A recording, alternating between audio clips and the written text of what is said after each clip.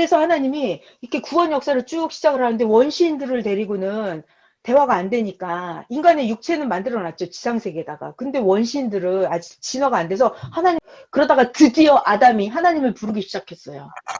근데 아담이 선악과를 따먹고 타락했어요.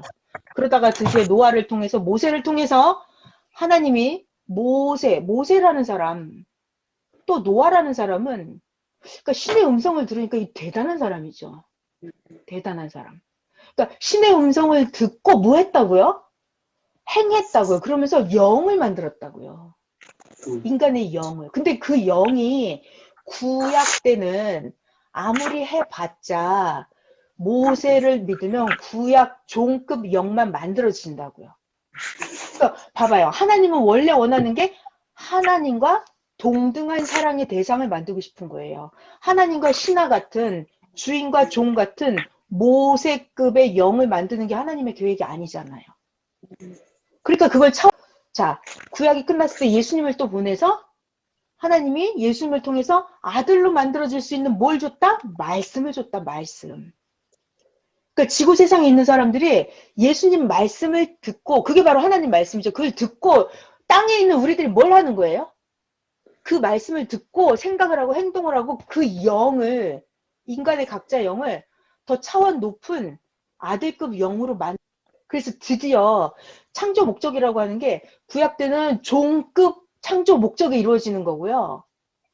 신약 때는 하나님을 아버지로 우리 인간의 영을 아들이라고 부르는 아들급 영을 만드는 게 신약 역사예요. 근데 하나님의 목적은 그게 아니잖아요. 자, 드디어 때가 돼서, 그러니까 우리들이 받는 말씀을 하나님이 인간에게 진짜로 이제 마지막 하나님의 사랑의 대상을 만드는 그런 언어를 지금 사명자에게 주시고 계세요. 하나님하고 동등한. 그래서 우리의 목적은 뭐다? 하나님의 목적? 인간의 육신을 가지고 그 안에서 하나님과 동등한 사랑의 대상이 되는 영을 만드는 거예요. 영을 만든다. 어디서 만든다? 육신 안에서 만든다. 그러니까 내가 조금 잘못해도 또다시 고칠 수가 있다. 내 육신이 살아있을 때는.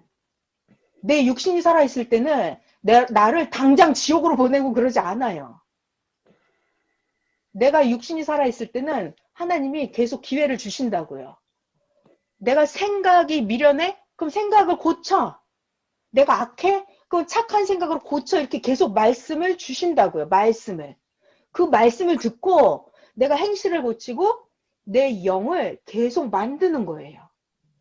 그래서 육신이 있다고 하는 게 나에게 기회의 때가 되는 거고, 내가 육신이 있을 때, 자, 중요한 말, 육신이 있을 때, 자, 언제?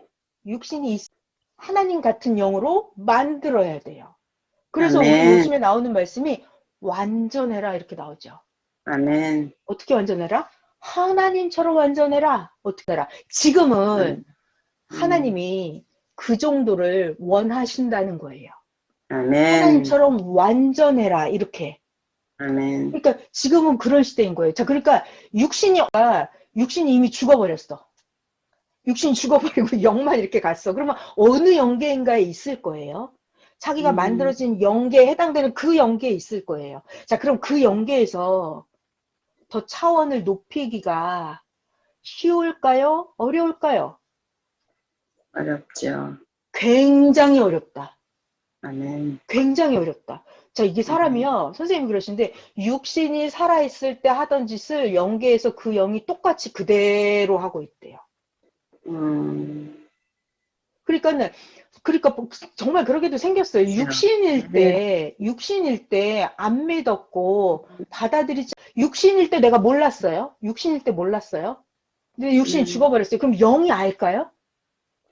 내가 살아있을 때 몰랐었는데 내가 죽어버리고 육신이 죽어버리고 내 영이 저절로 그걸 알까요? 몰라요. 육신이 있을 때 배우는 거예요. 육신이 아멘. 있을 때 믿는 거예요. 아멘. 육신이 있을 때 하나님을 사랑하는 거예요. 그러니까 이 육신이라고 네. 하는 게 기회의. 자, 아멘. 그래서 이 구원 역사, 사랑의 역사를 하나님이 종급 창조 목적, 아들급 창조 목적, 신부급 창조 목적 이렇게 하나님이 드디어 하나님이 원하는 사랑의 대상체, 어떤 대상체?